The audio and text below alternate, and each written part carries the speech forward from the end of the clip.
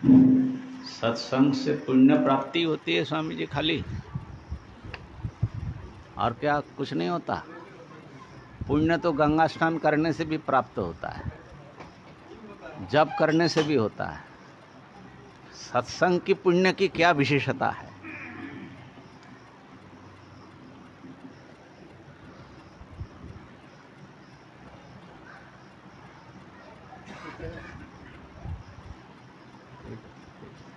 बड़ा झुक जाते हैं इसका पन्ना।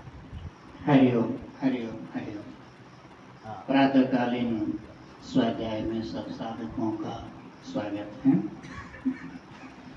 हम लोग विवेक चूड़ामणि के महावाक्य प्रकरण का चिंतन कर रहे हैं, जहाँ पर तत्व और त्वम पदार्थ के ऐक्य का प्रतिपादन किया जा रहा है। अर्थात ये जीव ब्रह्म स्वरूप हैं, इसको भली भांति शास्त्र के आधार पर, युक्ति के आधार पर, अनुभूति के आधार पर गुरुजन लोग इसका प्रतिपादन कर रहे हैं, शास्त्रकार स्वयं और स्वाध्याय कराने वाले गुरुदेव हैं। एक बात जो हमको इस स्वाध्याय से जो समझ में आ रही है,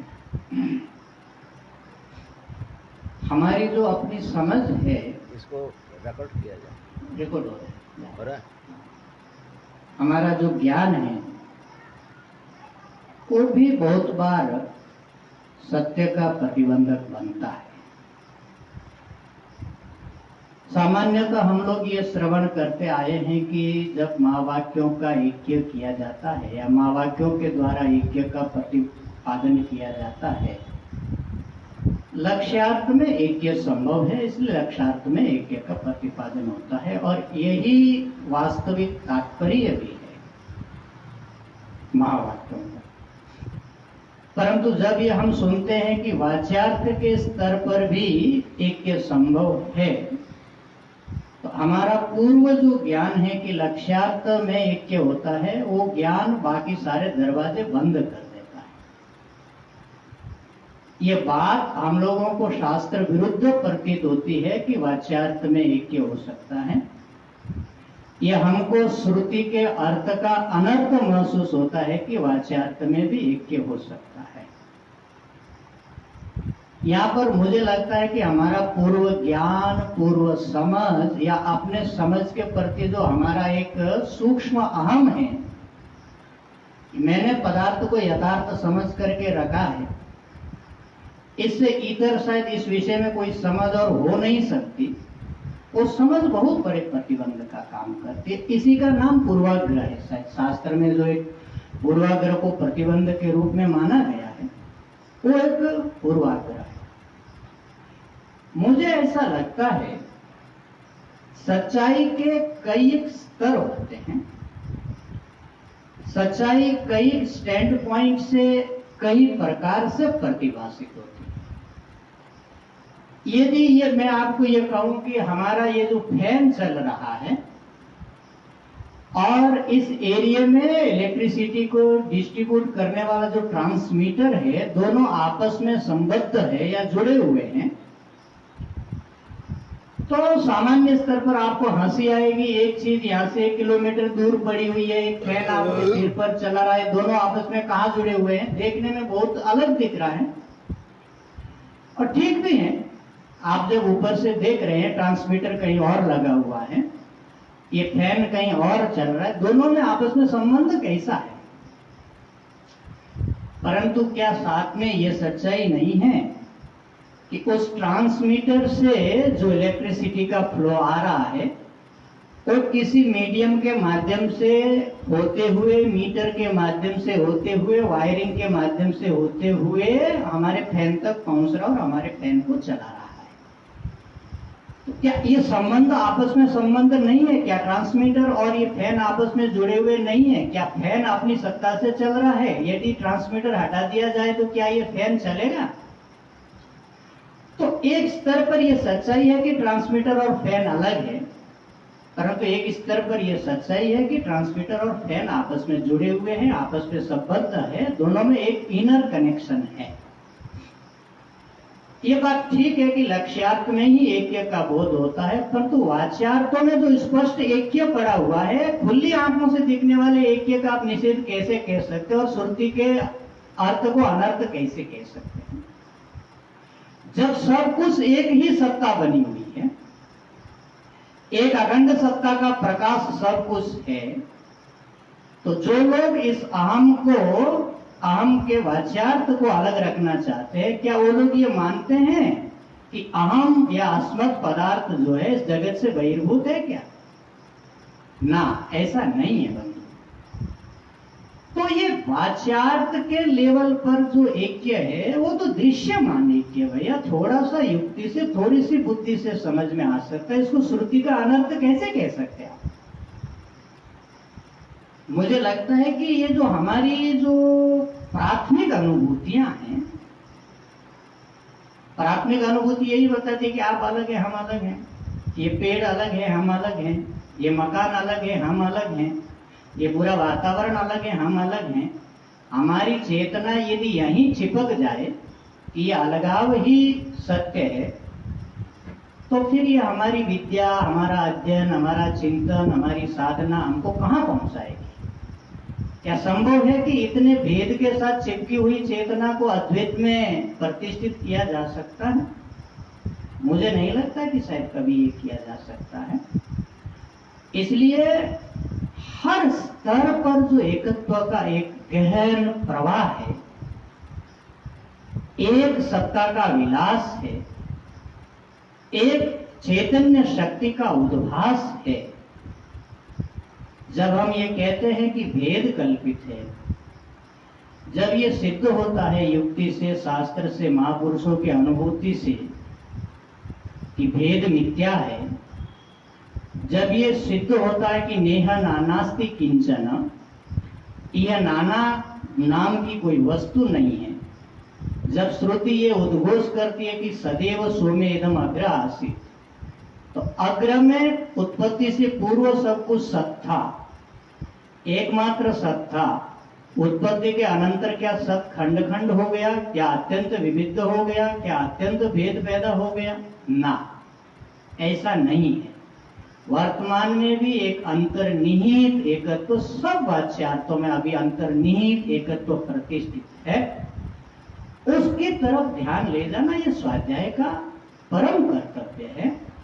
हमारे बुद्धि के जितने प्रतिबंध बने हुए हैं, हमारे बुद्धि में जितने खांचे बने हुए हैं, हमारी बुद्धि में जितने आग्रहों के संस्कार पड़े हुए हैं, मुझे लगता है कि स्वाध्याय का एकमात्र कर्तव्य है कि इन सारे आग्रहों को, इन सारे दुराग्रहों को धोते धोते एक अखंड जो चिद वस्तु है, उस चिद वस्तु में हमारी चेतना को प्रतिष्ठित करें। यही महावाक्यों के ऐक्य का मतलब है, जो अनेक स्तरों से एकत्व को प्रतिपादित करता है। मृत के बने हुए जितने भांड हैं, जितने पात्र हैं, अलग अलग देश में रखे हैं, अलग अलग काल में रखे हैं, तो कोई एकत्व तो नहीं दिखेगा। परंतु मृत तत्व में जैसे ही प्रविष्ट होती है चेतना, किसी देश में रखा हो, किसी काल में रखा हो, किसी आधार पर रखा हो, एक एकत्व तो झलकता है। इसी प्रकार वाच्यार्थ के स्तर पर भी एक एकत्व है, और लक्ष्यार्थ के स्तर पर तो एकत्व था, एकत्व है और एकत्व ही रहेगा। वहां पर कौन भेद कर सकता है? एक अखंड वस्तु कैसे भिन्न हो सकती है? और जिनका पारमार्थिक स्वरूप एकत्व है, बाकी सारे भेद कल्पित है, और एकत्व ही सत्य, और वो सत्य तीनों काल का है। ऐसा नहीं है कि एकत्व वर्तमान भूतकाल में था, भविष्य काल में होगा, वर्तमान काल में एकत्व कहीं बाधित या खंडित हो गया हो। एकत्व तो एकदम अजस्र प्रवाह है भैया, मूल का मूल जैसा का जैसा एकत्व प्रवाहित हो रहा है। ये दृष्टि का उद्घाटन करना, कि मुझे लगता है कि महावाक्य के एकत्व में जितनी युक्तियां दी गई, कार्य कारण की युक्ति हो, अवस्था त्रय के विश्लेषण की युक्ति हो, और पंचकोश विवेक की युक्ति हो या वेदांत की अन्य युक्तियां हो, सब हमारे चेतना को उस अंतर्निहित एकत्व में ही ले जा रही है। और उस एकत्व का ही अनुसंधान हम महावाक्य के प्रकरण के माध्यम से कर रहे हैं। आइए इस एकत्व की यात्रा को हम लोग और आगे बढ़ाएं। ज़्यादा समय नहीं लेते हुए मैं मेरी वाणी को यहीं विश्राम देता हूं और एकत्व की यात्रा को हम लोग आगे बढ़ाते हैं। हरिओम तत्सत, हरिओम तत्सत, हरिओम तत्सत।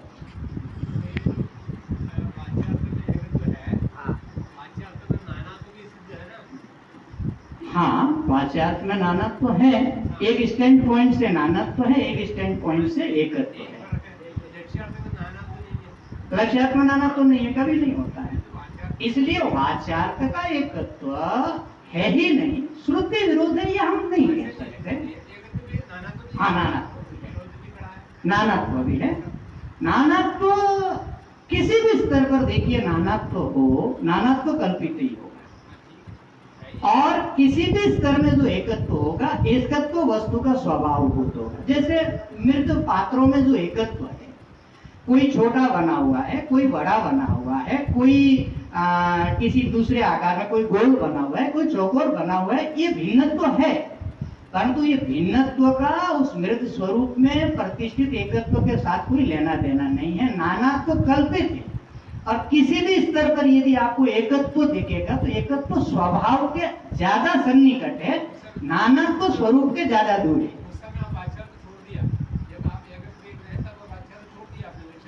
ठीक है, जब लक्ष्यार्थ के स्तर पर एकत्व करना होगा तो वाच्यार्थ को छोड़ना पड़ेगा, परंतु वाच्यार्थ के स्तर पर एक एकत्व है, उस तक यदि ख्याल नहीं जाएगा तो लक्ष्यार्थ में ठीक से एकत्व नहीं होगा।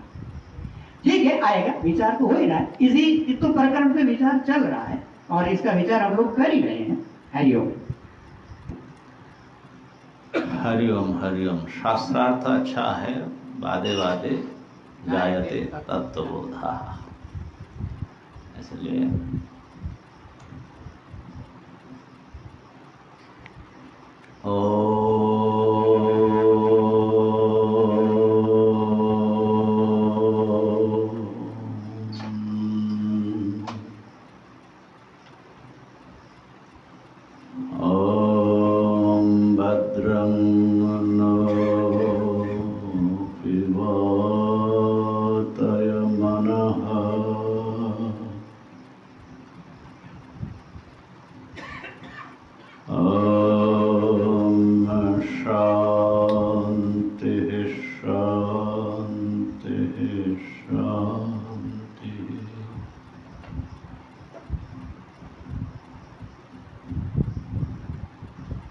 शंकरं शंकराचार्यं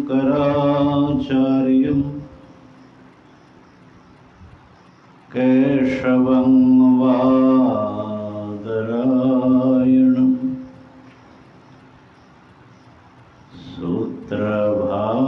सूत्रभाष्यकृतो वन्दे भगवन्तो पुनः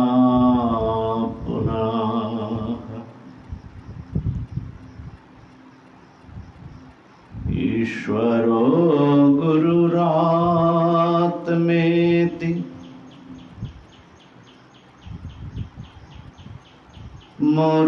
मूर्तिभेद विभागिने व्योमवद् व्याप्तदेहाय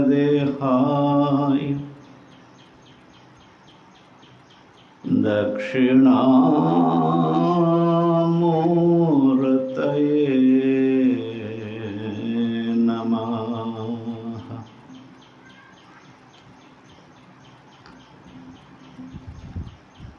ॐ शांति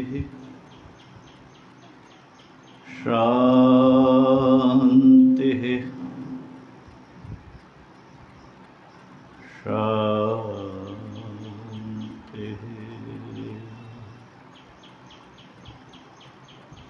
ओम। विवेक चूड़ामणि का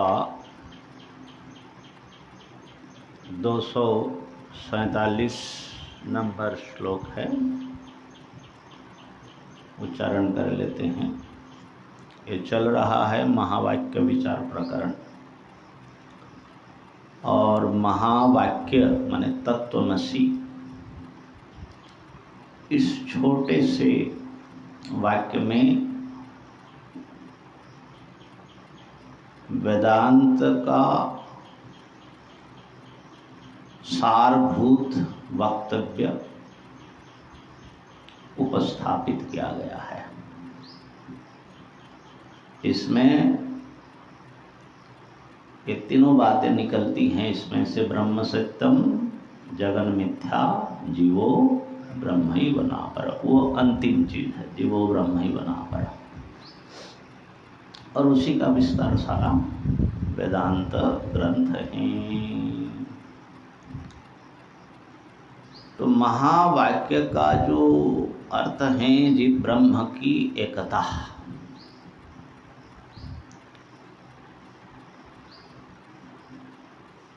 एक तत्व का जीव और ईश्वर रूप में विभाषित होना।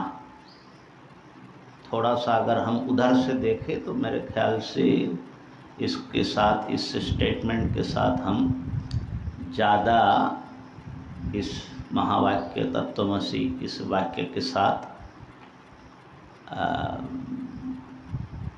ज़्यादा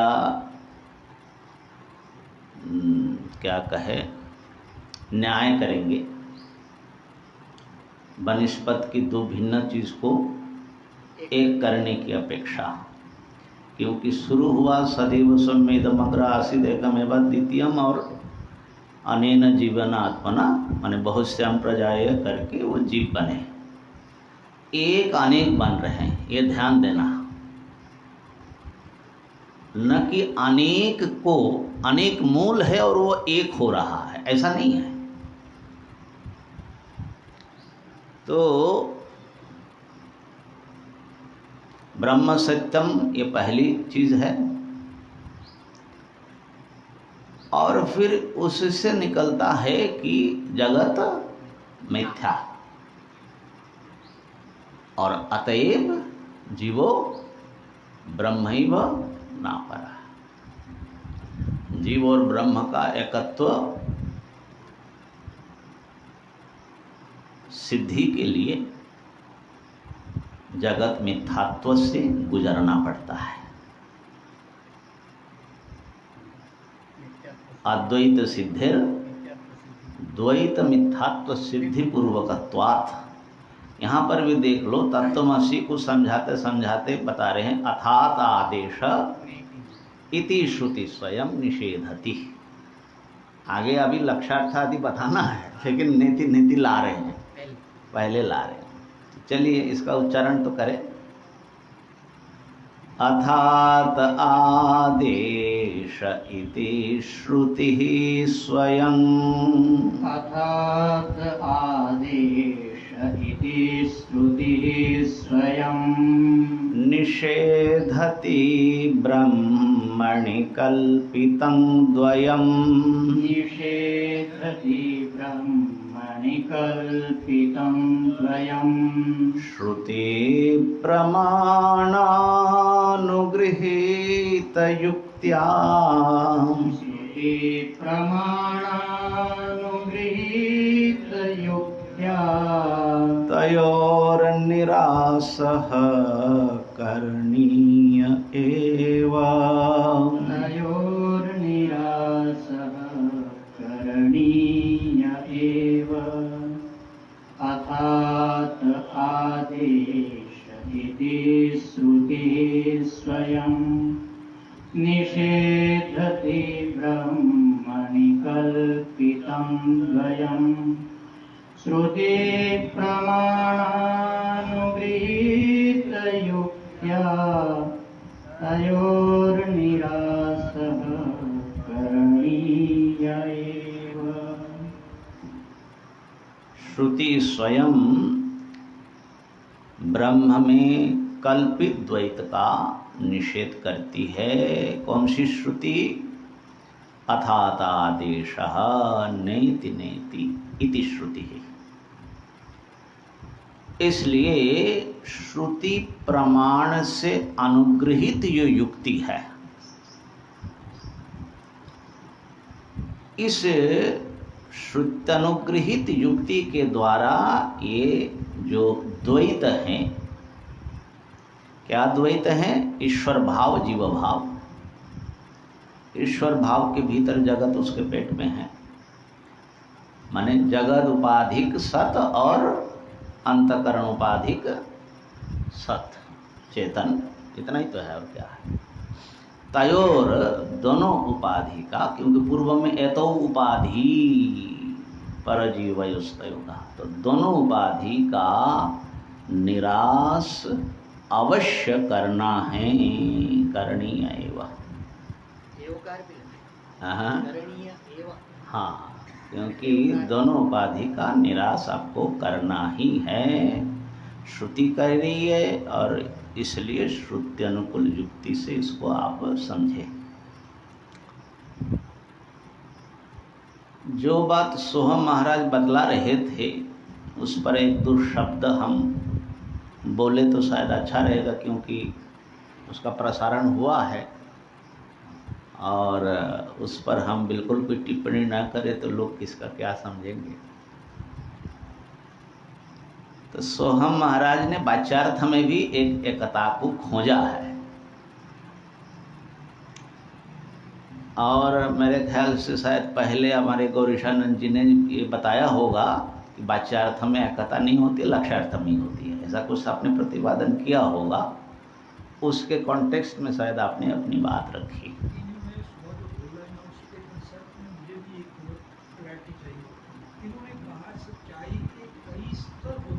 हाँ हाँ,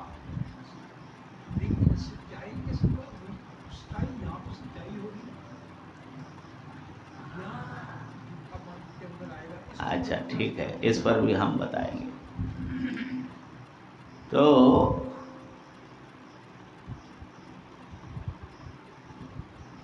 हम जो बात कहना चाह रहे हैं,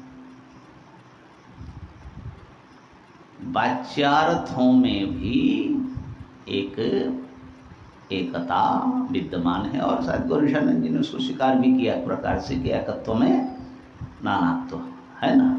आपने भी कुछ इस ढंग की बात तो माना।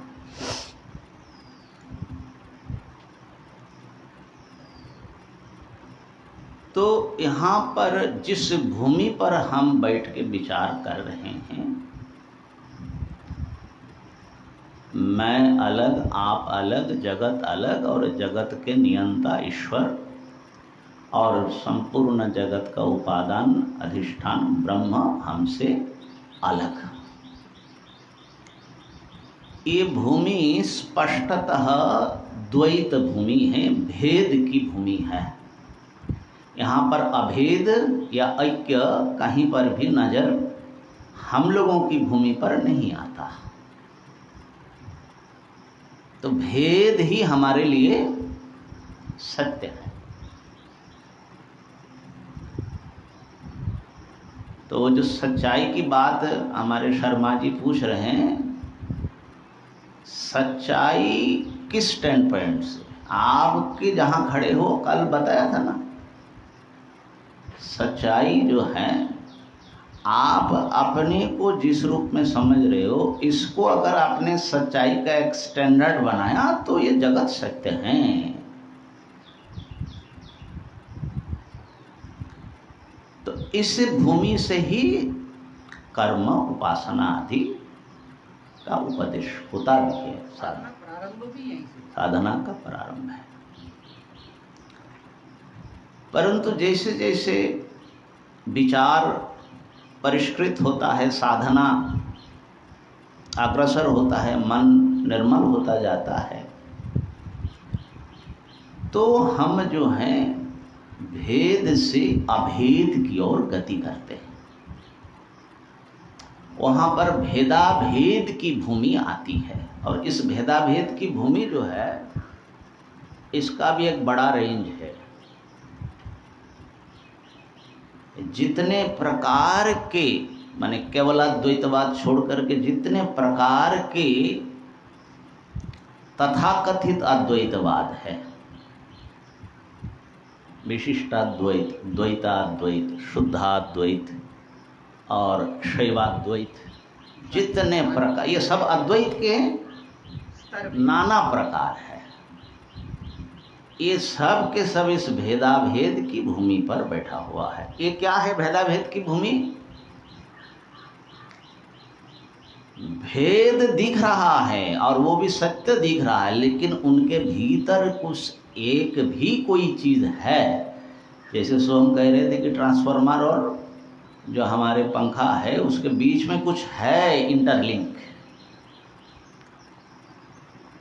तो भेदों में ऐक्य का दर्शन, ये बहुत बड़ी चीज है। इसको यूं समझ सकते हैं कि आप बैठे हुए हैं समुद्र किनारे और आपकी दृष्टि ऊपर ऊपर तर रहा है, तो हजारों तरंग आपको दिखाई पड़ेगा और एक दूसरे से टकराते हुए दिखेगा।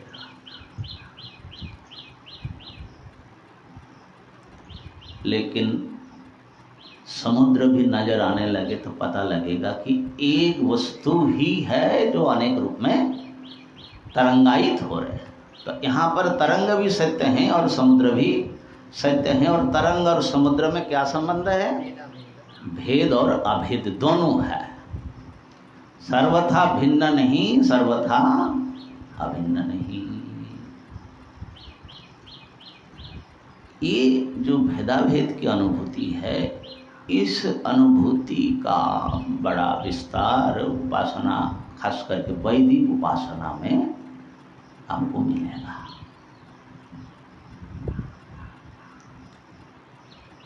कारण ब्रह्म की जो उपासना है, कारण दिख रहा है और कार्य नाना दिख रहा है।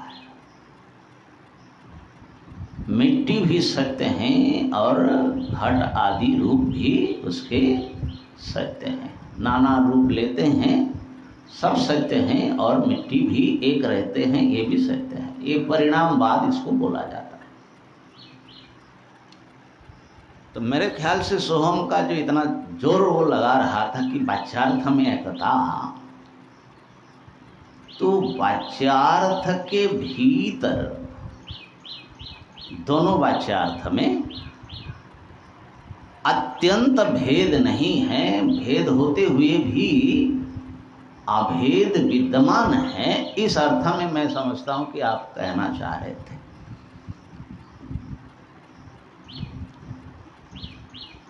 आगे चल करके भेदाभेद की भूमि से जो है, भेद भी सत्य, अभेद भी सत्य, भेद कम सत्य, अभेद ज़्यादा सत्य, ऐसा नाना स्तर है उसमें।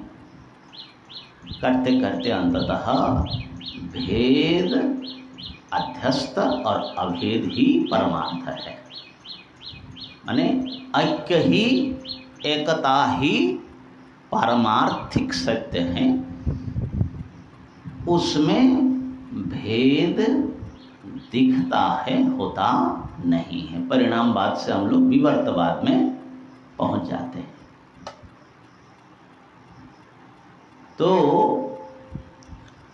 इसलिए ये इम्पोर्टेंट हो जाता है। हमने कई बार एम्फासिस करने की कोशिश की, भेदाभेद को एब्जॉर्ब किए बिना अभेद में कूदना जो है बहुत भ्रांतियों का जन्म देता है।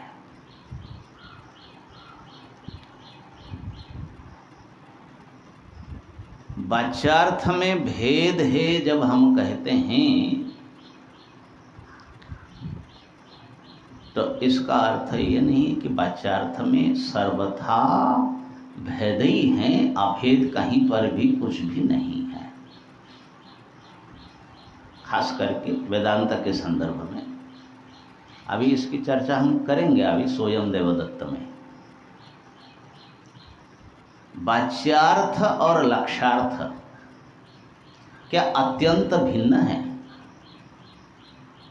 ये ध्यान देना। वाच्यार्थ का एक देश ही लक्ष्यार्थ है। इसको भूल जाएंगे तो फिर वही निषेध में शून्य हाथ लगेगा। मेरा अधिष्ठान निषेध होगा। हाँ, गड़बड़ हो जाएगा। आपने हाँ, इसलिए एक सिद्धांत अपने अद्वैत वेदांत संप्रदाय में ऐसा भी है कि वाच्यार्थों में ही अभेद हो जाता है। ये मेरे ख्याल से सिद्धांत बिंदु में मधुसूदन सरस्वती जी ने, या तो अद्वैत सिद्धि में, इसको अभी हमको पूरा माने वो नहीं स्मरण आ रहा है, कहा कि क्योंकि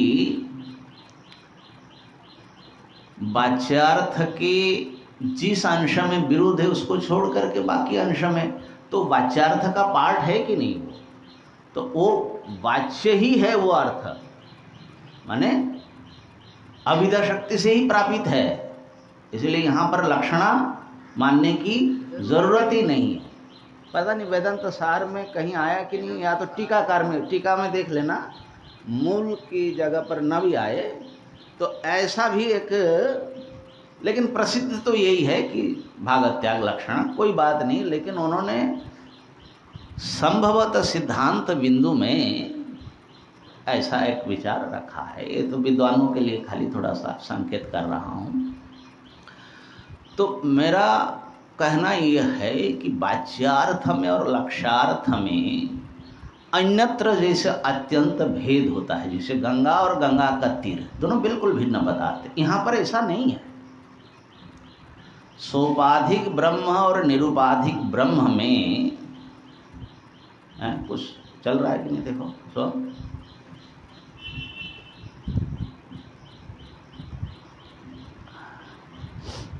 सोपाधिक और निरुपाधिक ब्रह्म में अगर आत्यंतिक भेद स्थापित करेंगे तो मेरे ख्याल से अद्वैत वेदांत को जलांजलि देना पड़ेगा।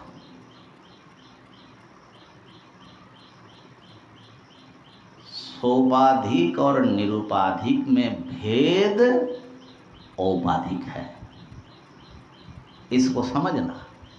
सोपाधिक निरुपाधिकयोः भेदस्तु औपाधिकः। क्या मतलब हुआ इसका? इधर रहा सोपाधिक, इधर रहा निरुपाधिक, ऐसा समझोगे तो ये बात समझ में नहीं आएगा। सोपाधिक और निरुपाधिक में कल्पित भेद है, वास्तविक अभेद है। ये चीज बहुत छोटी सी पंक्ति है, लेकिन इसको पर्याप्त मनन की आवश्यकता है। इसके बिना आपकी अद्वैत की जो सारी बातें हैं ना कहीं जो है अपूर्ण रह जाएगा और काम नहीं करेगा। इसी प्रकार वाच्यार्थ लक्ष्यार्थयोः भेदस्तु औपाधिकः। उपाधिकृत भेद है। औपाधिक भेद का मतलब ही होता है कि वास्तविक अभेद है। तो इसको वाच्यार्थों में भेद के भीतर से एक अभेद को झांकना, ये बहुत इंपॉर्टेंट चीज है।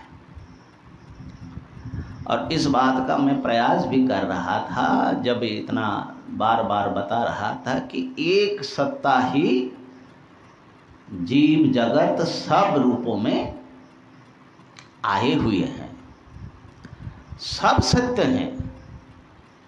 भेद आपस में जो भेद है वो औपाधिक। चित्रपट का दृष्टांत याद करिए। एक वस्त्र है, अखंड वस्त्र, एक ही कपड़ा है, और जब मंड विलेपन किया चित्र बनाने के लिए तो पूरे कपड़े में वो माड़ लगा दिया। अभी भी मंड सहित वस्त्र भी क्या है, एक ही है। अब जब उसमें स्केच बनाया, रेखा चित्र बनाया, तो उसमें जो मनुष्य की आकृति, मान लो आपका आकार हमने उसमें स्केच में बनाया, और बाकी सब सारा जगत उसमें स्केच में बनाया, जिसको सूक्ष्म जगत कह रहे। यहाँ पर भेद उल्लसित हुआ, कारण भूमि पर भेद यदि आप मानते भी हो कि बीजात्मक रूप से है, इसका अर्थ ही है कि भेद का विभाग नहीं हुआ, क्योंकि विभाग हो जाएगा तो कारण नहीं माना जाएगा। जब विभक्तम तज्जन्यम कार्यम। तो अगर जीव और ईश्वर दोनों भिन्न हैं पहले से ही, तो इसका मतलब हम कारण भूमि को नहीं प्राप्त किया। अगर भेद है तो ये जो षडस्माकम अनादय में सचमुच ये 6 विभाग आपको दिख रहा है, तो इसका मतलब है कि कारण में नहीं पहुंचे हैं। ये बात को ध्यान रखने का। लेकिन जैसे ही रेखा चित्र बनाए, अब एक पट जो है धुंधला हो गया, अब रेखाओं में हमके नजर आ रही है, फिर भी एक तो कुछ दिख रहा है, लेकिन उसका कुछ उसके उस खांचे जैसा बन गया है उसका, और फिर वर्ण पूर्ण कर दिया। ठीक है, भेद बिल्कुल स्पष्टतर हो गया, और अभेद जो है लुप्त सा हो गया। माने एक वस्त्र है, अब वस्त्र की रिकॉग्निशन ही नहीं है, माने पहचान ही नहीं है, प्रत्यभिज्ञान नहीं। ये हमारी अपनी कथा है, अपनी ही कथा है। जिस भूमि पर हम लोग है, यहाँ पर बस वर्ण ही दिख रहा है, नाम रूप चतुर्थावस्था में हम विद्यमान है। ठीक है ना। तो इस दृष्टांत में शुद्ध वस्त्र अधिष्ठान चैतन्य है, ब्रह्म चैतन्य। माड़ लगा हुआ वस्त्र कौन हुआ है?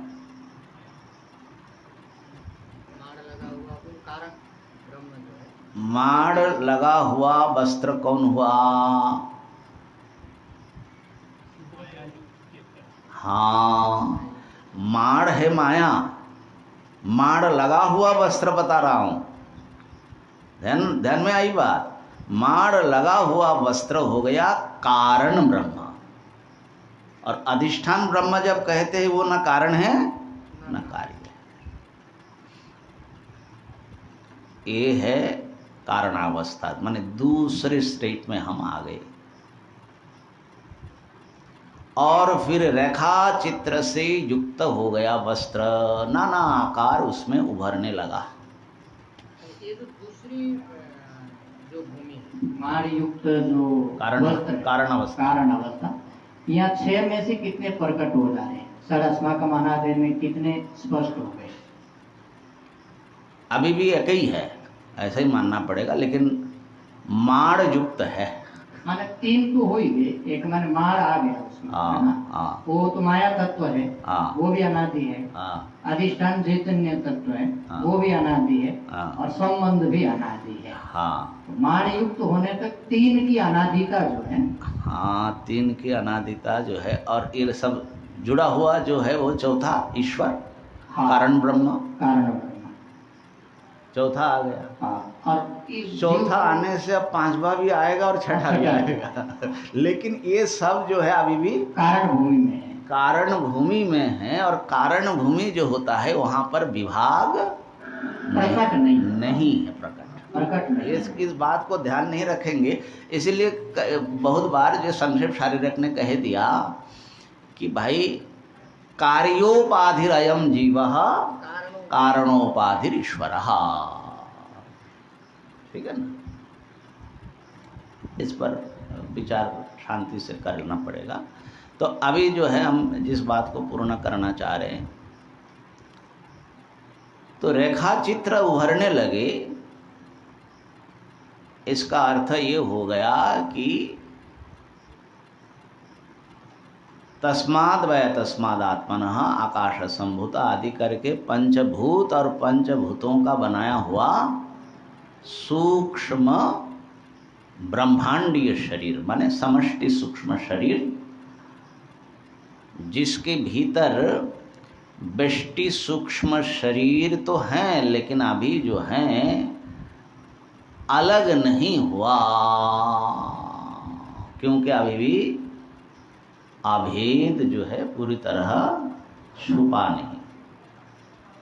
इसीलिए हिरण्यगर्भ को एक जीव कहते हैं और सर्वजीव घनात्मका। ध्यान देना कि हिरण्यगर्भ में भी पूरी तरह जीवों का, व्यष्टि जीवों का विभाजन नहीं हुआ, अभी होना है उनको। इसको समष्टि सूक्ष्म सृष्टि हुई है। हाँ जी, हाँ जी, हाँ जी, समष्टि सूक्ष्म। सृष्टि हुई। हाँ, तो क्या है,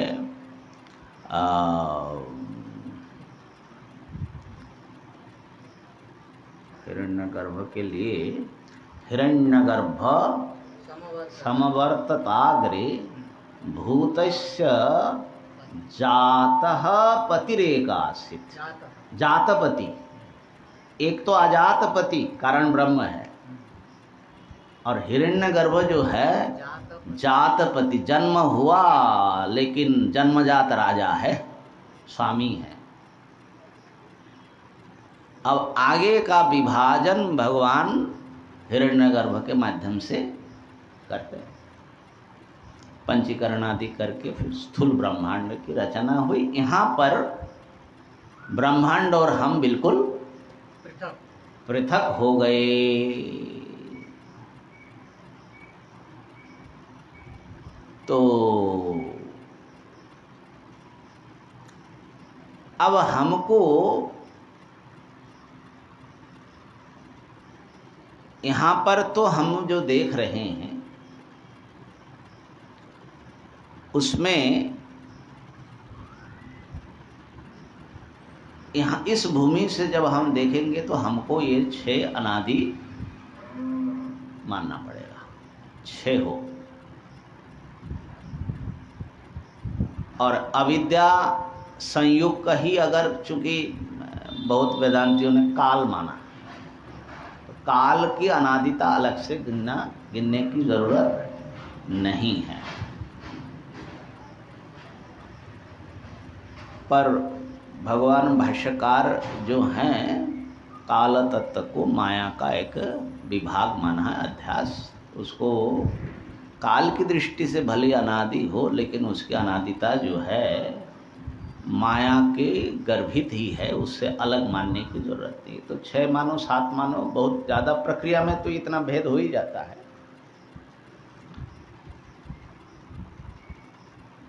तो जीवों को अनादि न मानेंगे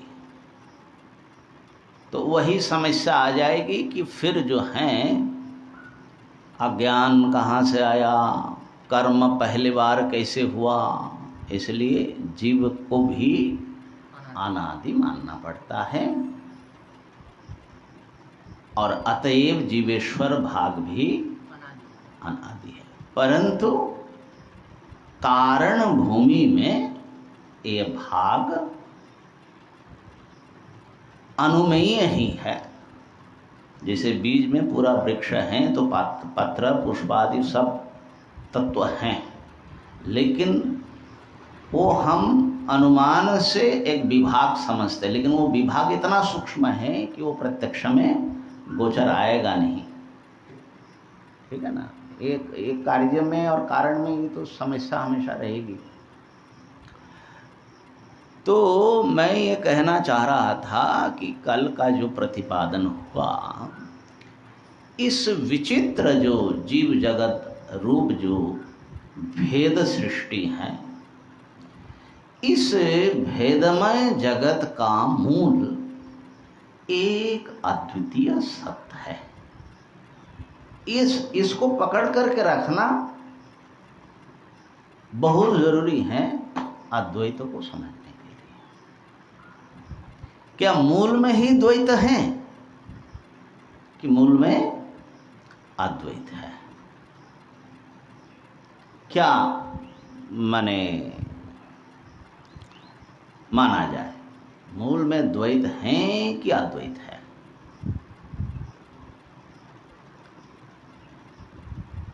तो बहुत लोग अद्वैत को मानते हुए भी अंततः जा करके एक द्वैत गर्भित अद्वैत में पहुंच जाते हैं। ठीक है ना?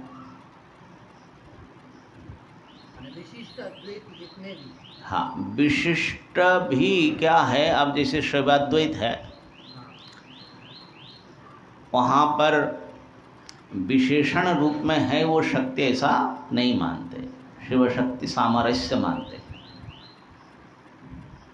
लेकिन विशिष्टापन्न तो है, माने शिव शक्ति, हाँ, सामरस्य रूप विशिष्टता तो है, लेकिन उसमें फर्क ये है कि वो जड़ प्रकृति को जैसे रामानुज भगवान की शक्ति मानते हैं, ऐसा ऐसा नहीं है। उनकी जो शक्ति है, हाँ, कुछ तो फर्क है उसमें।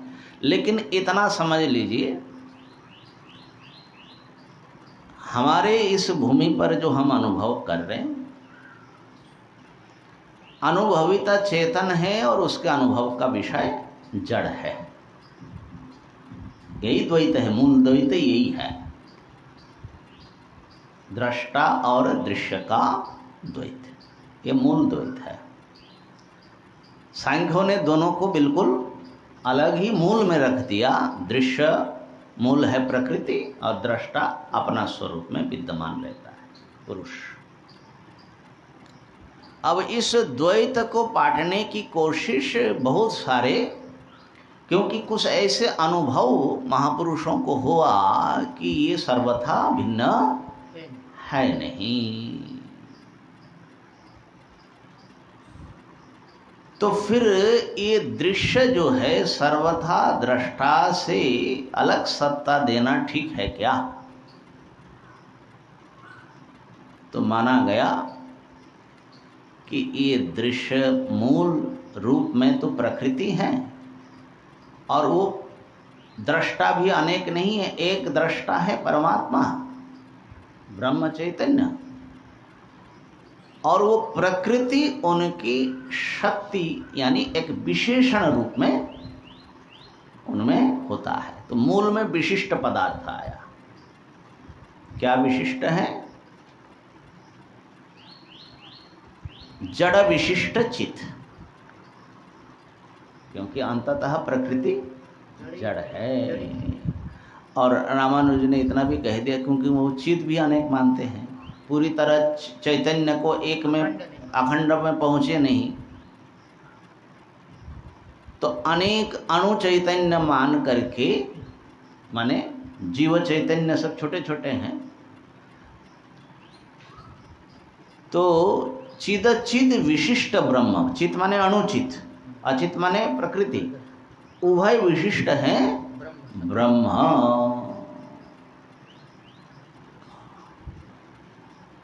तो कहीं पर जा करके जीव जगत और ईश्वर जो तीन था, अब तीन को जो है एक अलग अलग सब विशिष्ट ना मान करके एक विशिष्ट पदार्थ के पेट में तीनों को घुसाया। तो है ना, यही सब चलता है चक्कर सारा जो है। माने हम समझते हैं कि महापुरुषों का जो अनुभव है, तो उस अनुभव में जहाँ द्वैत में अद्वैत का अनुभव शुरू होता है, माने कुछ एक तत्व है जो सबको समेट करके रखा है, उससे बाहर कोई नहीं है। इसको जब वो लोग दर्शन का माने बौद्धिक प्रस्तुतिकरण उसको करते हैं ना, एनालिसिस करके, तो ये सब मतवाद विभिन्न प्रकट होता है। उनके समझ, देखिए अनुभूति और अनुभूति का जो समझ है दोनों अलग चीज है। आपको एक्सपीरियंस होता है स्वप्न की भी सुषुप्ति की भी, लेकिन जरूरी नहीं है कि आप स्वप्न को समझते हो अपने स्वप्न को या अपनी सुषुप्ति को। ऐसे ही समाधि का अनुभव आपको हो सकता है, लेकिन समाधि की समझ आपको है, माने उसका एक बौद्धिक विश्लेषणात्मक निश्चय आपके पास है, ये जरूरी नहीं है। वो भी आवश्यक है, नहीं तो संवाद नहीं होता और भी समस्या रहती है मूल में। क्योंकि अनुभूति को जब तक आप नहीं समझे तब तक वो अनुभूति कार्यकारी नहीं। आपके कुछ शांति तो देगा, लेकिन आपके मूल समस्या का समाधान नहीं, माने अज्ञान की निवृत्ति नहीं होगी। अब ये जो है चलता रहा, और मैंने जैसे कहा कि भाई विशिष्टाद्वैत, फिर द्वैताद्वैत, अचिंत भेदा भेद, शुद्धाद्वैत आदि आदि स्तर बनते गए। जितना चिंतन चलता गया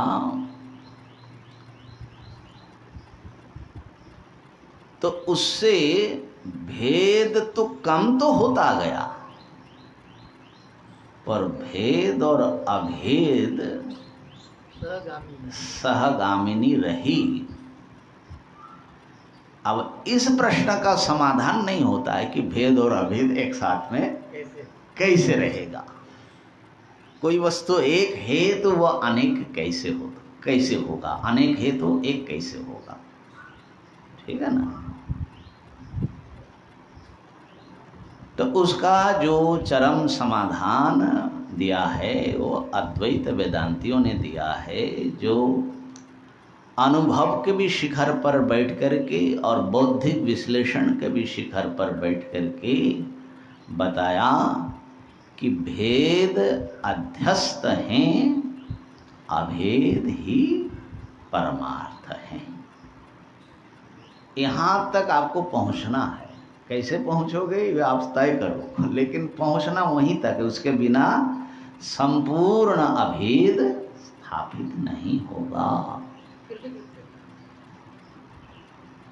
अब कृतकृत्यता की बात ऐसी है कि एक एक ढंग की कृतकृत्यता जो है एक एक प्रकार में आता है। जैसे सांख्यीय पुरुष तत्व भी एक प्रकार से कृतार्थ होता है, ठीक है ना। लेकिन फिर भी कुछ समस्या तो वहाँ पर भी बनी होती है।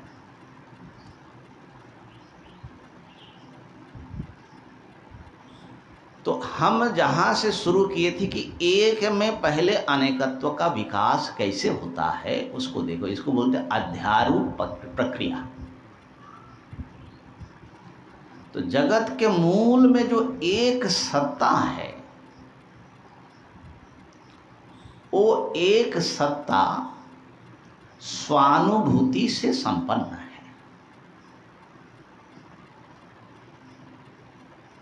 इसलिए उस सत्ता अपने आप को अहम ब्रह्मास्मि इस रूप में अनुभव करता है। स आत्मानमेव अवेद अहम ब्रह्मास्मि इति। जिस सत्ता में कोई भी दूसरा पदार्थ नहीं है, वो सत्ता स्वयं को अहम एकः अद्वितीयम इस रूप में अनुभव करता है। और फिर उनमें ये इक्षण होता है कि बहुश्याम प्रजाए, और ये बहुत रूप लेते हैं। बस ये जो चीज़ है, इसी में से आपको अपने दर्शन स्थापित करना है, निकालना है कि एक अहम सत्ता, अहम शब्द हम जीव के अहम की दृष्टि से नहीं बोल रहे, ब्रह्म के अहम की दृष्टि से, वो जो है अनेक हुए, जिसमें वो स्वयं को जीव के रूप में भी, जगत के रूप में भी, उनके नियंता के रूप में भी अनुभव कर रहे हैं।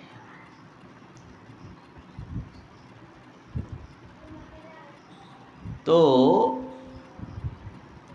थोड़ा विषय जो है हमने विस्तार किया है, लेकिन मेरे ख्याल से जो आप लोग सीरियस श्रोता है उनके लिए अच्छा है। तो ये जो अहम स्वरूप है मूल में, और एक अहम है हमारे जीव के साथ जुड़ा हुआ। तो जीव के जो अहंता का जब हम विश्लेषण करते हैं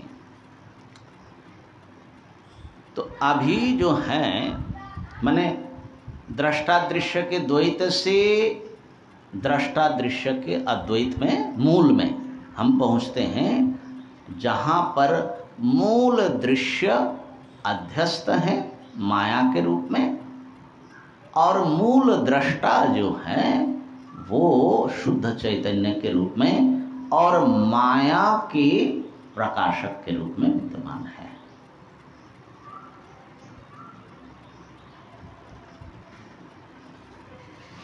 तो हमारे जो अहम है ये कैसा अहम है, ये असल में हमारा जैसा ज्ञान है उसी का अनुसार है।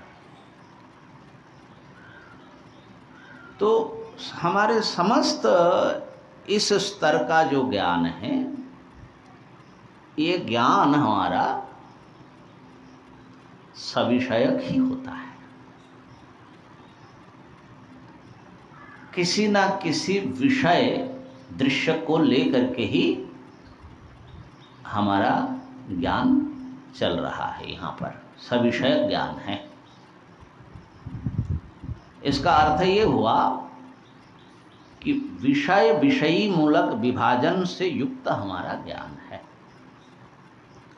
इसी को अहम इदम और मम इदम, ये जो अहम इदम जुस्मदस्मत् प्रत्यय गोचर और विषय विषयिणो हो। तो हमारा जो ज्ञान है इस समय ये ऐसा ज्ञान मालूम पड़ता है कि मैं तो हूँ ही और जो मैं नहीं हूँ उसका भी बोध मेरे साथ में जुड़ा हुआ है। तो क्या इदम का जो हमको ज्ञान है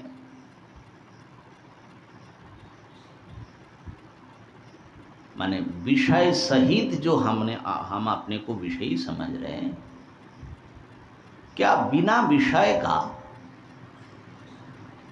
शुद्ध विषयी का ज्ञान हो सकता है? ये एक गंभीर दार्शनिक प्रश्न है। बिना विषय का केवल विषयी का ज्ञान हो सकता है कि नहीं?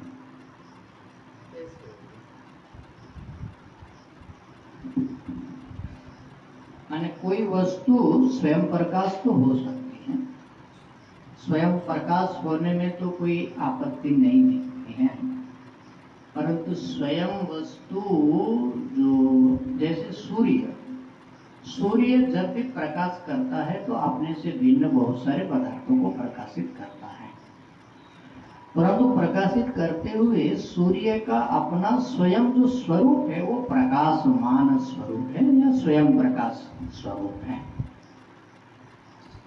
तो स्वयं प्रकाश होने का मतलब हम यदि ये कहे कि सूर्य स्वयं को प्रकाशित कर रहा है तो ये स्टेटमेंट जो है ठीक भी है और अठीक भी है, मतलब दोनों तरह का है। ठीक इसलिए है क्योंकि जो भी प्रकाशमान वस्तु होगी वो सर्वदा प्रकाशित ही होगी। उसकी इस दृष्टि को यदि हम ध्यान में रख करके कहे कि सूर्य स्वयं को प्रकाशित कर रहा है तो ये बात ठीक है, परंतु एक दूसरा प्रकाश करने का मतलब ये भी होता है कि कोई अप्रकाश स्वरूप वस्तु है जो सूर्य के संपर्क में आने से प्रकाशित होती है, घट आदि जैसे। सूर्य का कोई भी हिस्सा ऐसा स्वतः अप्रकाश स्वरूप नहीं है जो संबंध के माध्यम से प्रकाशित होता हो। प्रकाश करने का मतलब यदि संबंध के माध्यम से प्रकाशित होना यदि समझा जाए तो सूर्य अपने को प्रकाशित नहीं कर रहा, ये कहना ही ठीक है। परंतु प्रकाश करने का मतलब जो है प्रकाशित होना यदि समझा जाए तो सूर्य स्वयं को प्रकाश कर रहा है, ये ठीक तरह से कहा जा सकता है। इसी प्रकार जो विषयी है या जो चैतन्य है, चैतन्य अपने संसर्ग से अचेतन पदार्थों का प्रकाश करता है, ये संबंधजन्य एक प्रकाश है। परंतु स्वयं जो अपने स्वरूप में प्रकाशित होता रहता है वो किसी संबंध से निरपेक्ष प्रकाशित होता है। ऐसा नहीं कि चैतन्य के कुछ स्वरूप के भीतर अप्रकाशता है, उसको वो संबंध बना करके प्रकाशित करता है। इसलिए एक दृष्टि से स्वयं को प्रकाशित करना माने विषय का ज्ञान विषय निरपेक्ष हो सकता है इस दृष्टि से, परंतु दूसरा जिस प्रकार से संबंध जन्य जो ज्ञान होता वो विषय का ज्ञान कभी नहीं हो सकता। अच्छा, हरिओम। हम लोग एक गंभीर प्रश्न पर हैं भैया, थोड़ा पानी पी लेता हूँ। हाँ? क्या बिना किसी विषय, बिना किसी दूसरे पदार्थ के आप अपने आप को खाली जान सकते हैं कि नहीं? इस प्रश्न का उत्तर बताइए, आप लोगों का क्या है?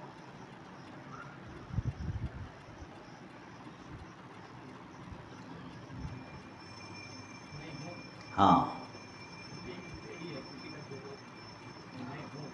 ना, मैं हूँ इस समय जो आपको पता लग रहा है, मैं हूँ ये भी है, इसके साथ में है ना।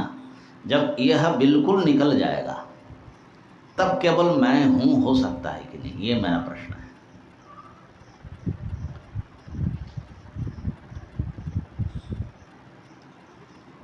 जयानंद जी।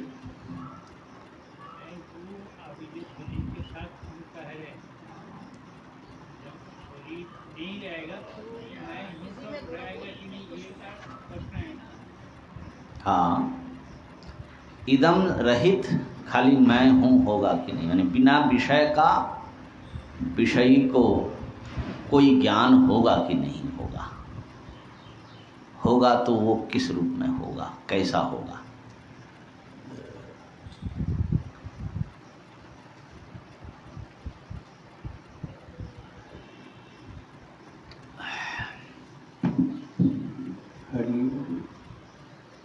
जीव भाव में जो हम मैं जो समझते हैं, ये शरीर को लेके, चाहे सूक्ष्म शरीर का है इसके साथ, जब ये सूक्ष्म शरीर ना रहे, जो मैं रूप का जो चीज है वो समष्टि में चला जाए। ठीक, तो इसका जो है हमारे योगियों ने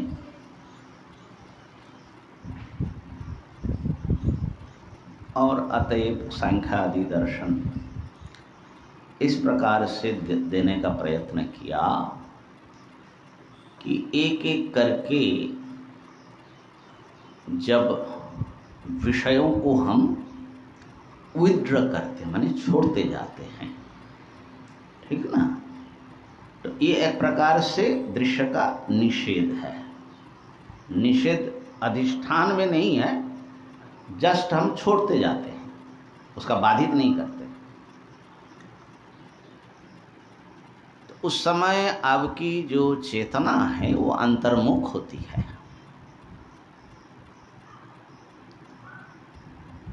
तो जब द्वैत का सर्वथा अभान होता है तब क्या होता है? उस समय दृष्टा को स्वरूप का, अपने स्वरूप का भान रहता है कि नहीं रहता है? रहता है तो किस रूप में रहता है?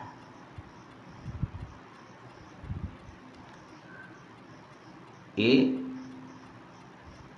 योग की प्रक्रिया का वेदांत में भी प्रतिपादन है, बल्कि वेदांत में जो योग की प्रक्रिया प्रतिपादित है उसको लेकर के ही योग दर्शन आदियों ने अपनी प्रक्रिया रची। कठोपनिषदि ले लो, हाँ, यच्छेद वांग मनसी प्राज्ञ तद यच्छेद ज्ञान आत्मनि ज्ञानम महति आत्मनि निजच्छेद तद यच्छेद शांत आत्मनि। आप जो बाहरी इंद्रियक चेतना है आपकी, उसको आप अवरुद्ध कर दीजिए, सभी इंद्रिय द्वारों को। तो अवरुद्ध करने से बाहरी दुनिया से आपका संबंध कटेगा, ये प्रत्याहार की भूमि हो जाएगी। लेकिन जैसे स्वप्न में आपको नाना प्रकार के विषयों का अनुभव होता है, तो इसी प्रकार प्रत्याहार भूमि में भी आपकी मनोमय हलचल रहेगा। लेकिन बहिरिंद्रिय व्यापार, 10 इंद्रियों का व्यापार आपने रोक दिया, खास करके ज्ञान इंद्रियों का व्यापार। कर्म इंद्रियों का व्यापार तो बैठने से ही एक प्रकार से रुक जाता है। यदा पंचावतिष्ठन्ते ज्ञानानि, मनसा सह हाँ, अब जो है, लेकिन वो मन अभी हलचल कर रहा है, वो अवतिष्ठन्ते नहीं हुआ, अवतिष्ठति नहीं हुआ मन। तो आपके जब सारे विचार अवरुद्ध हो गए, तब क्या हुआ? मन अवरुद्ध हो गया तो आपको कुछ बोध रहेगा कि नहीं रहेगा? रहेगा तो कैसा रहेगा? इतना जल्दी सब प्रकाशित चैतन्य। तो मन अवरुद्ध हो जाने से व्यक्ति का अहम बोध रहेगा, इदम बोध विलुप्त हो गया। क्योंकि मन जो है, मन के विचार इदम के रूप में आता है, केवल शुद्ध मैं हूं, ऐसा रहेगा। विज्ञानमय तादात्म्यापन्न के सत्य हम कह लीजिए, ज्ञानम महति आत्मनि नियच्छेत् ना, मन को ज्ञानात्म तज्जच्छेद ज्ञान आत्मनि। ज्ञान आत्मा क्या है? ज्ञाता आत्मा। ज्ञान आत्मा मीन्स ज्ञाता ज्ञाता रूप, जो ज्ञाता बना हुआ, वही जो विज्ञानमय कोर्स बोल रहे हो, माने अहम, ये जो विषय रूप है, इसमें आप इदम बोध को हवन कर दीजिए, तो उस समय शुद्ध अहम बोध होगा।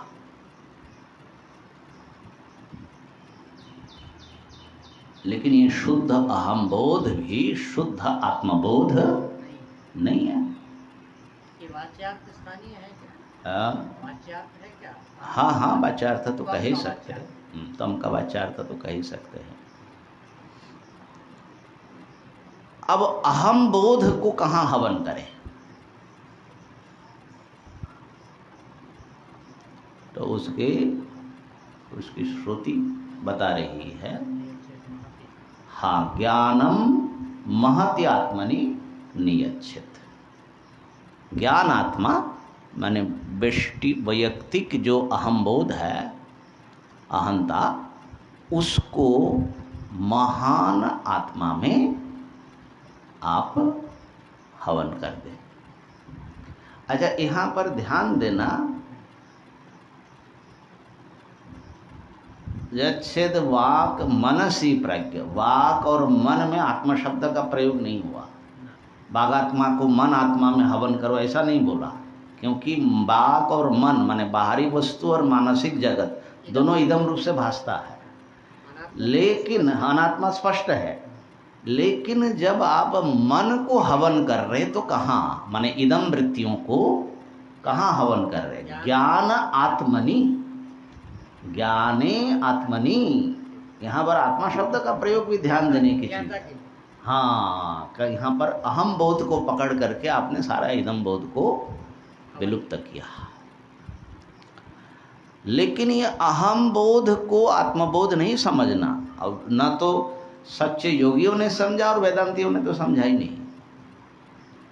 लेकिन इसमें कोई संदेह नहीं, जब केवल अहम बोध रहेगा तो बहुत बड़ी शांति की प्राप्ति होगी उस व्यक्ति को। बड़ा भारी आकर्षण होता है, इसमें आनंद आता है ना।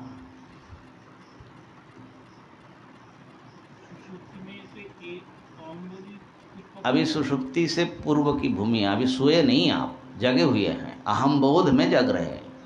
आपका जो जागरण है, आपकी चेतना अंतर्मुख हुई लेकिन विलुप्त नहीं हुआ है, इसलिए अहम बोध है।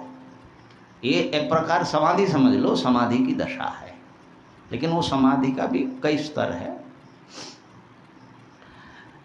अब आगे का जो स्तर है, ये कह रहे हैं कि अहम बोध को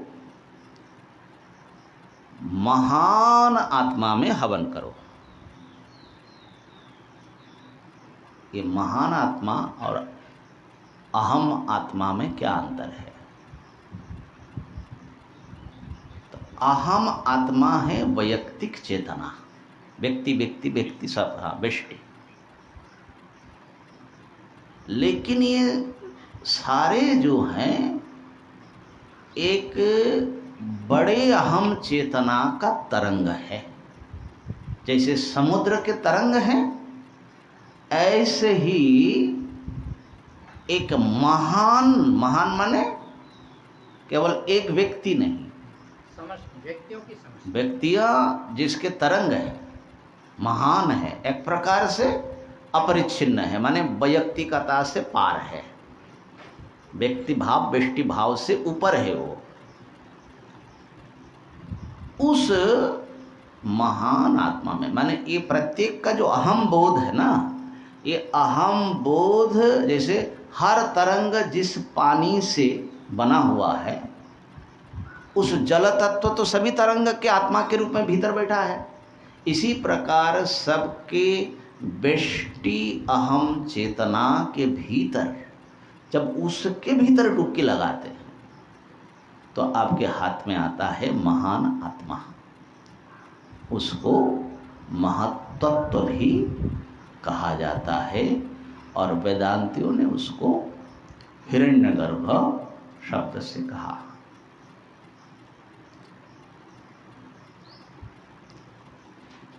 तो यहाँ पर आपकी अनुभूति क्या रहेगी?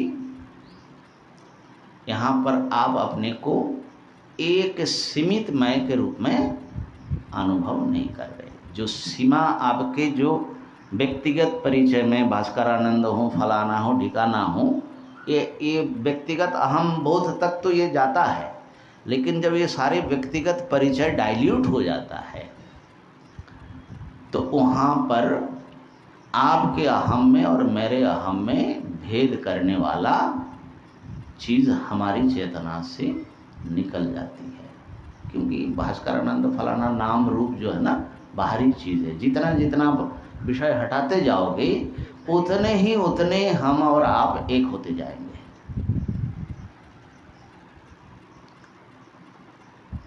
तो इसका अर्थ ये है कि एक प्रकार से इदम बोध परिहार करने पर भी अहम बोध में भी अभी कई स्तर है। ईश्वरी को हम जो बाधित कर रहे हैं, हाँ, विराट में हम पहुंच रहे हैं। हाँ, विराट में तो सीधा सीधा हम पहुँचे नहीं, क्योंकि विराट में पहुँचने के लिए क्या है, ये ब्रह्मांडीय माने बाहरी चेतना को रखना है। लेकिन हम थोड़ा दूसरे ढंग से गति कर रहे हैं। हम विराट या बाहरी चीज़ों से संबंध छोड़ करके मन में चले गए। हाँ, तो मन जो है सूक्ष्म शरीर का पार्ट है, बाधित कर रहा है तो हिरण्यगर्भ में हाँ, तो हम विराट में जाने के लिए थोड़ा हमको बाहर जाना पड़ता है, ठीक है ना, स्थूल शरीर में जाना पड़ता है ना। लेकिन हम दूसरे ढंग से गति कर रहे हैं अभी। बहुत सारी प्रक्रिया है स्वामी जी इसमें वेदांत वो में। तत्पद प्रदान है, हाँ, वो तत्पदार्थ प्रदान, ये कम पद प्रदान कम पद के पदार्थ के भीतर से हम वहाँ पहुँच रहे हैं। इसको भी हमारे आचार्यों ने, योगियों ने स्वीकार किया, ठीक है। तो व्यक्ति अहम समष्टि अहम में उपनीत हुआ, लेकिन ये भी शुद्ध आत्मबोध नहीं है। ये भी असल में ये भी एक बाहरी चीज इदम को लिया हुआ है। वो इदम माने दृश्य अहम रूप में विद्यमान है। ये दोनों स्थिति में, व्यक्ति अहम में है ना। तो ये यद्यपि विषयी माने दृष्टा का स्वयं का बोध है, लेकिन दृष्टा का स्वयं का बोध अभी पूरा शुद्ध नहीं हुआ। वहाँ उनके पास जो विषय है, चाहे उसको अंतःकरण कह लो, समष्टि अंतःकरण कह लो, उसकी वृत्ति कह लीजिए, वो जो सापेक्ष है वो। सोपाधिक माने एक और कोई चीज उसमें लिया हुआ। क्यों ऐसा बता रहे हैं?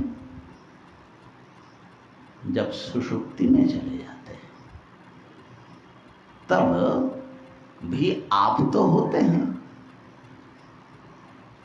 लेकिन न वहां पर वैयक्तिक अहंता प्रतीत होती है और न ही समष्टि अहंता। तो विषयी अभी भी हैं सुषुप्ति में, क्योंकि दृष्टा के बिना तो कुछ अनुभव में आना ही नहीं है। उपाधि मुक्त तो नहीं हुआ। हाँ नहीं, उपाधि मुक्त तो नहीं हुआ अभी भी सुषुप्ति में, लेकिन इतना तो निश्चित है कि वहां पर ये व्यक्ति अहम और महान अहम, इसका भेद नहीं, ये दोनों अहम वहां पर अहम रूप से प्रकट नहीं है। इसका मतलब है कि हमारा अहम बोध जो है ये कार्य है, जन्य है, उत्पन्न हुआ है। तो दृष्टि चैतन्य क्या विकारी हो सकता है?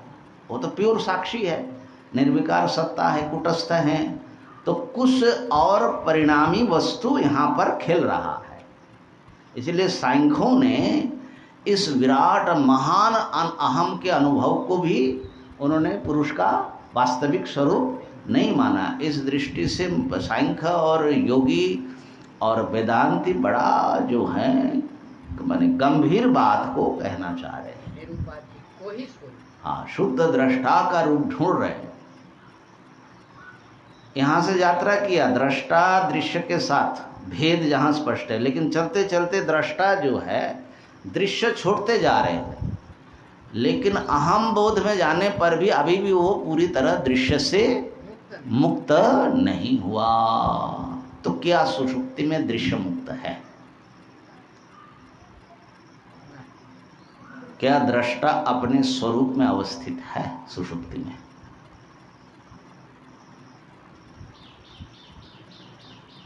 अपने औपनिषदिक दृष्टि से तो सता सौम्य तदा संपन्नो भवति बता देते हैं। और लेकिन योगियों ने क्या कहा, सांख्य ने क्या कहा, माने वही योगी कि भाई ये जो आपकी सुषुप्ति है ये भी अंतःकरण की एक वृत्ति है।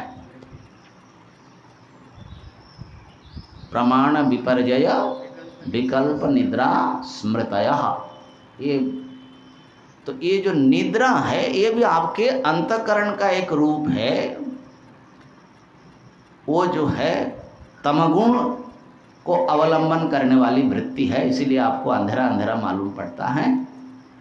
लेकिन वो वृत्ति है, वो दृष्टा का स्वरूप में अभी तक आप प्रतिष्ठित नहीं हुआ। अभी वृत्ति सारूप्य है आपके साथ, इसलिए तो समाधि की महिमा है। ठीक है। तो जब ये यहाँ निद्रा अवस्था में दृश्य का स्वरूप कैसा है, जिसको वृत्ति कह रहे योगी लोग, तो वृत्ति तो बिना विषय का नहीं होगा। तो योगियों के हिसाब से तमगुण यहाँ पर विषय है। अभाव प्रत्यालंबना वृत्तिर। वेदांत के हिसाब से अज्ञान,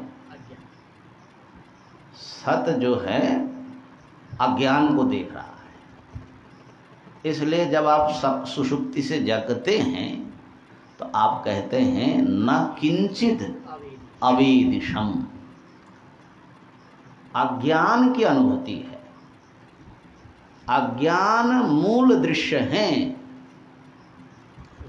और इसीलिए सुषुप्ति में उसका अनुभव होता है। और इसीलिए वेदांतियों ने दृश्य का मूल जो अज्ञान कहा, उसका जो है खाली तार्किक परिणाम नहीं है, वो अनुभव से भी वो सिद्ध होता है।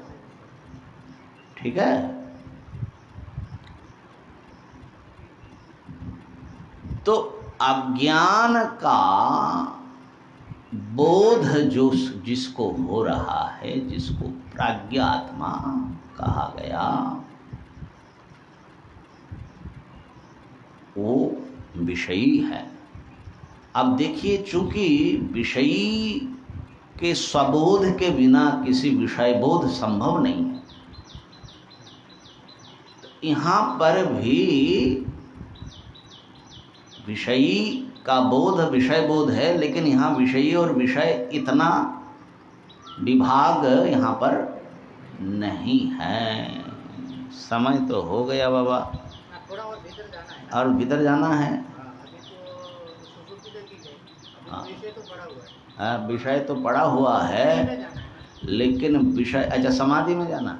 विषय, हाँ निर्विषय विषय का ज्ञान हो सकता है कि नहीं, ये ना प्रतिभा। हाँ हाँ जी, हाँ जी। अभी तो विषय लेकिन 12:19 हो चुका है ना। थोड़ा थोड़ा नहीं तो कुछ तो तुम लोग भी विश्लेषण करो, सारा हमारे ऊपर बोझ क्यों डालते हो बाबा। तो अच्छा चलो, अब यहाँ पर जो भी अनुभूति है सुषुप्ति में, दृष्टा इसको कैसे अनुभव कर रहा है, इसे दृश्य को अपने से सर्वथा अलग करके अनुभव करता है क्या, ये विचार करो। और जब समाधि होती है, जहाँ निद्रा नहीं है और बाह्य वृत्तियां, आंतरवृत्तियां जहाँ अवरुद्ध है, वहाँ पर क्या स्थिति है? वहाँ पर एक प्रकार से विषयानुभूति विलुप्त है। यहाँ पर तो अज्ञान के रूप में फिर भी विषय को आप ट्रेस कर रहे हैं, है ना।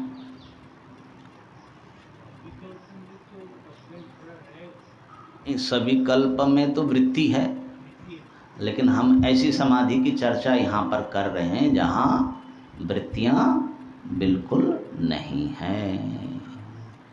तो वो जो समाधि की स्थिति है, वो योगी को किसी ना किसी रूप में उनको अनुभव में आता है कि नहीं? नहीं तो वो कहते कि भैया समाधि आदि कुछ होता ही नहीं है। तो इसलिए मानना पड़ता है, यद्यपि वहाँ पर सर्ववृत्तियों का निरोध माना गया, लेकिन क्या निरुद्ध चित्त का अनुभव, हाँ, निरुद्ध अवस्था के रूप में क्या आया है? वृत्तियां निरुद्ध होकर के क्या अवशिष्ट रहा? चित्त तो रहा, निरुद्ध चित्त, ठीक है ना। उसका क्योंकि निरुद्धावस्था वृत्ति के द्वारा आपने अनुभव नहीं किया, और डायरेक्ट जो है दृष्टा उस चित्त का अनुभव करता है। योग दर्शन के हिसाब से कहा जाता है कि वो जैसे वृत्तियां अवरुद्ध हो जाती हैं तो फिर कोई अनुभूति नहीं रहती। ये जो डायरेक्ट अनुभूति, इसको जो प्रसंख्यान कहे तो माने एकदम आमने सामने बैठ करके देख रही है। नहीं, प्रसंख्यान जो है वो सविकल्प समाधि में है। वो रिकॉग्निशन है कि ये मैं हूँ और ये मैं नहीं। हाँ, वृत्तियों से अपना अलगाव, ठीक है ना। तो वृत्तियों से अपना अलगाव, ये उनके यहाँ पुरुष ख्याति है। पुरुष वृत्तियों से और सारे जगत से अपने को अलग करके समझ रहा है।